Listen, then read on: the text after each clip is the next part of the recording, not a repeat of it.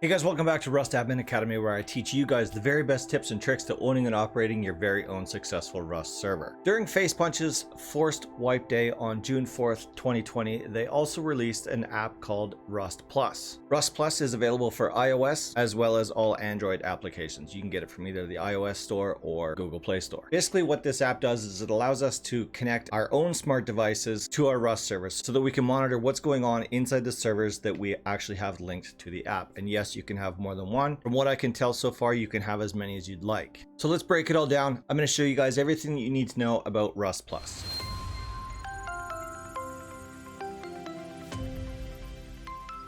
So basically what I'm hearing is a lot of people are having a hard time making their servers linkable to the Rust Plus application. So there's a couple of things that you need to know. By default, your server is already going to be capable of linking to the app. People are getting really screwed up about actually having to have the app port CVAR added to their batch file or their startup file or whatever you want to call it. So by default, if you don't do anything extra, your server is capable of being linked to the Rust Plus app. What you need to know is that the port that it's using might not necessarily be available depending on your setup. So for the example of this local host that I'm running here right now, this is my test server, I would actually have to go in and open another port or port forward another port in order for the Rust Plus application to actually be able to connect to my test server. Okay, so which port do we need to open? If we're just leaving things at default, we have to take whatever the highest port that is currently being used in your startup file. So in my case, it's 28004. That is the highest numbered port that I have on my batch file right now. Then we need to take that number and add 67 to it. So by default, it's your highest port plus 67. If I didn't want to make any changes to my batch file,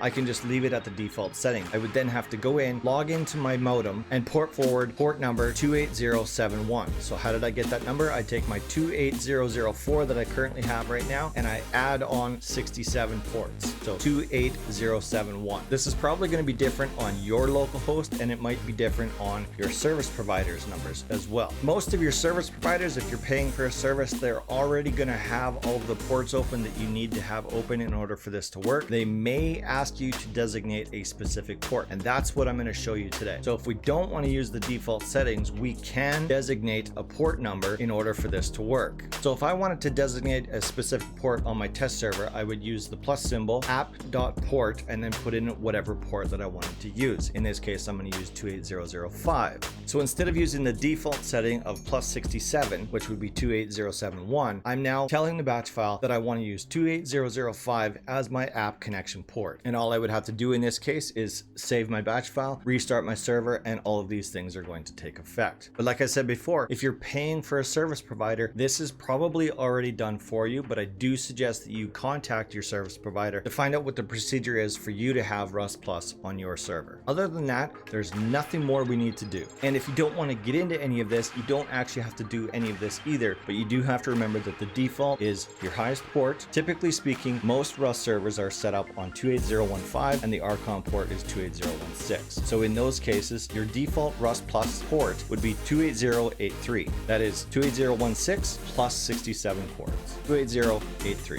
If you guys have any more questions as far as the port and how to make your server compatible with the Rust Plus app, make sure you check out the Rust Wiki. I'll post a link to it in the video description down below. It basically goes over everything that I've just now gone over with you, but in document format. So if you take what I'm telling you and you combine it with what's on the Rust Wiki, I'm sure you're going to get this figured out. This might sound a little bit complicated, but it's really not. People get a little bit weirded out when you start talking about port numbers, this number 28015, 28016, 28083. So don't stress about it. You're going to be able to get this figured out, I assure you. Alright, so once you have all that sorted out, the next thing you need to do is actually connect the server that you're playing on to the actual app itself. And that's actually super simple. So at this point, I'm going to assume that you've already downloaded the app and you have it on your phone. What you see on the screen capture right now should be similar to what you're seeing on your phone right now, which is basically telling you that you don't have any servers available. So once you're in the game server that you actually want to link to the app, you just simply hit your escape key and click on the Rust Plus icon on the left-hand side right underneath the workshop. It'll bring up this warning that says YouTube test server. This this is the name of the server that you're on right now, and it says not enabled for this server, which means your client is not enabled on this server. So you want to pair with server. It now says that it's enabled, and it immediately comes up on the app, as you can see on the left-hand side of the screen right there. It's just that simple. Once you have all your ports and stuff like that figured out, this part is really, really easy. They've done a really good job in building this app. And then once we've got this up on our screen and our phone is now asking us to pair the server, we just click on the button that says pair server, and there you go. That's all there is to it. It's as simple as that. Now, here's where the problem comes in with a lot of people. A lot of people are clicking on the pair server button, and yet people are just getting a wheel that turns continuously forever. That's telling you that the port is not set up correctly on the startup file. So in a localhost situation, the owner of the server has to go into their modem and allow access either on that default port, which is whatever their highest current port number is, plus 67, or they need to go in and designate a port, and still they need to open that port. Either way, a new port has to be opened on that modem. Okay, I've switched over to my Ominous server because I actually have things set up there that I can actually show you guys what this is actually doing. So this is what it'll look like once you're successfully connected to a server. And then at the bottom, you can actually see a couple of different options. We can go to the map, and it's actually going to show us where we are currently on the map. And this is in real time. If I start moving around, I'm just no clipping through, and you can see it's actually moving in real time. So you can actually see it's that responsive. We can also go to team, and if I had any team members on this server, you would be able to see what our chat is saying. So I'll just type in chat.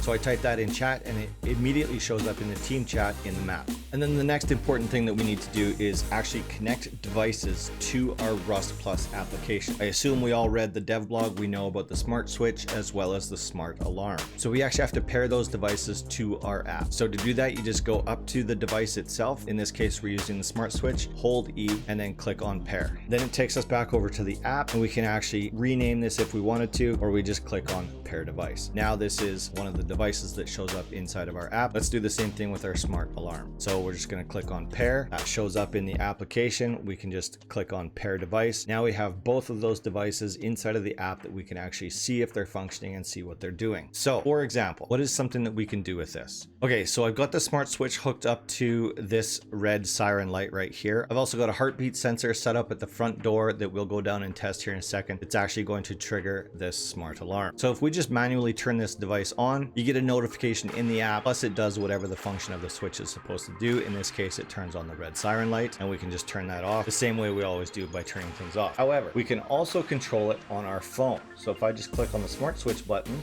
it also turns on that red siren light, and we can also turn it off. So you can see the potentials here. The potential is huge for these different devices. Let's go down to the front door. Yes, I have a set of spiral staircase when I probably shouldn't. And I believe this heartbeat sensor is set to trigger anybody. So let's just check it. So there we go. As soon as I triggered this heartbeat sensor, it triggered the smart alarm inside the app. So we know that somebody is at the front door. I have the heartbeat sensor also set up to a timer, so it automatically shuts it off after 15 seconds. But I just want to confirm, if I lock my screen, it should send me a notification. There we go. So it actually sent me the notification on my lock screen on my phone. It says there's someone at the front door, because I've already predetermined that that's the message that it sends, and you can make this message whatever you want it to be. So like I said before, as you can see, some really cool stuff that you guys can do with these smart devices paired with the Rust Plus companion app. There you guys go. That's the basic rundown on the Rust Plus app available from the iOS as well as your favorite Android application stores.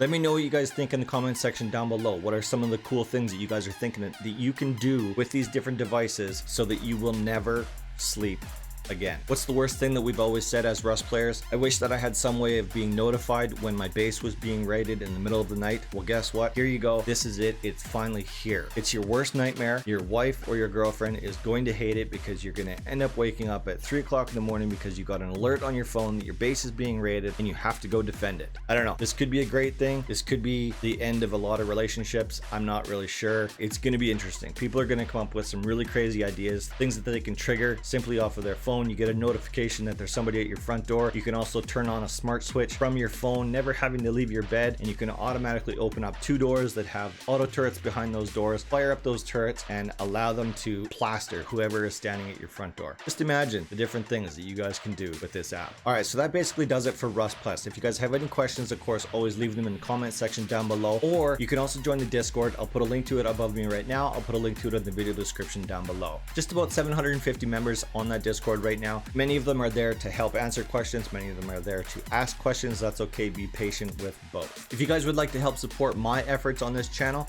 check out my Patreon at patreon.com/srtbull. I'll put a link to that in the video description as well. One of the perks to being a patron, you get special permissions in my Discord, you get your own role, you stand out amongst the rest of the members. You also get your name mentioned in all future videos. As you can see by the list on my right hand side right now, these are my current list of patrons. I thank every single one of them. I appreciate it from the bottom of my heart. Thank you for all of the effort and support that you've put into my channel. I'm hoping you guys will continue watching more and more videos out of this playlist, so select one of the videos on the right hand side of the screen right now. Tons more information out there already, tons more information incoming. Every week I put out a new video. It releases every Friday. This one is an exception because I needed to get this information out to you guys sooner. I didn't want everyone to have to wait until Friday. But typically speaking, I put a new video out every Friday at 5 p.m. Mountain Standard Time. Alright, that's it for me. So even though I'm putting out a video today, which is Monday, I will also see you guys on Friday. Have a good week. I'll see you guys then.